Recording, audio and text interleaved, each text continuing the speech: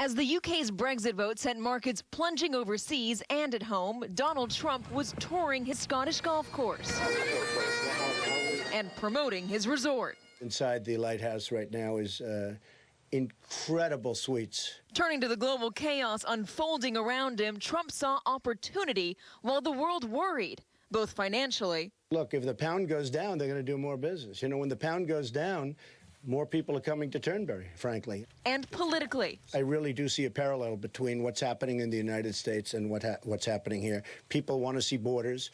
They don't necessarily want people pouring into their country. The fight to leave the EU is similar to the presumptive GOP nominee's playbook, appealing to voters on trade, immigration, and a sense of nationalism. And I think that's something he can point to in his campaign and say, look, there's support for what I'm doing, not just in America, but across the world. Though this was not a campaign event, Trump in Turnberry to promote his brand, he didn't exactly stumble on the world stage. Are you traveling with any of your foreign policy advisors? Are you huddling with them to find out what the best way Well, I've been in touch with them, but there's nothing to talk about. I've been saying that I would prefer what happened. I thought this would be a good thing.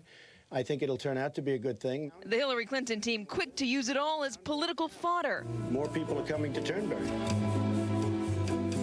Ironic that Trump would praise Brexit here in Scotland, one of the few places that voted overwhelmingly to stay in the EU. And while there are similarities, it should be noted that the UK's electorate is significantly less diverse than the U.S. The assembled Global Press Corps did succeed in asking him about the global crisis that he was standing in the middle of. He may not have appreciated exactly where he was standing, though. I think it's going to end up being a great thing. And the beautiful, beautiful, beautiful thing is your people have taken the country back. And there's something very, very nice about that. Your people have taken the country back.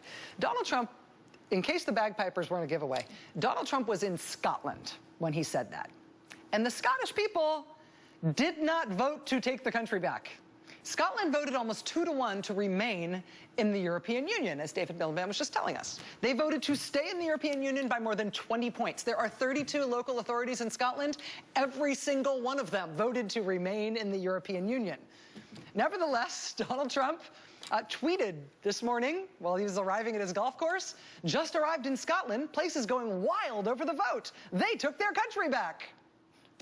Honestly, to the extent Scotland was going wild over that vote, it's that they were staging massive marches against the vote and protests in solidarity with migrants and refugees, and they were waving European flags, and European flags they sewed back to back with Scottish flags because Scotland voted overwhelmingly to stay in the EU.